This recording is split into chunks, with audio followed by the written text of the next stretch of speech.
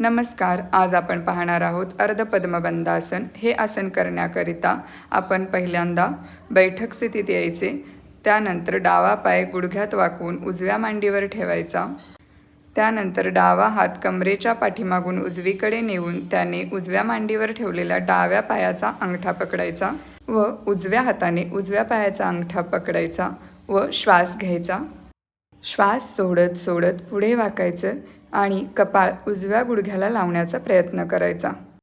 वाकण्याची क्रिया पूर्ण झाल्यानंतर श्वासोश्वास संतपणे चालू ठेवावा. या आसनाचा योग्य परिणाम अनुभवायला येण्यासाठी हे आसन 30 सेकंद तरी स्थिर ठेवले पाहिजे. अधिक अभ्यासाने 2 मिनिटापर्यंतही याचा कालावधी वाढवायला हरकत नाही.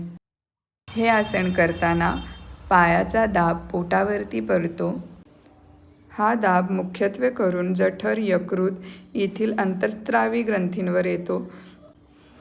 त्यामुळे तेथे असलेला मलसंचय कमी होतो व त्यांचे कार्य सुधारते. पाचक स्रावांची निर्मिती वाढल्याने पचनक्रिया सुधारते. या आसनात हातांवर व खांद्यांवर चांगला ताण निर्माण होतो. त्याचा पीळ मध्य शरीराला बसतो. हा पीळ व पुढे वाकल्याचा दाब या दोहोंचे आंतेंद्रियांवर सुपरिणाम दिसतात.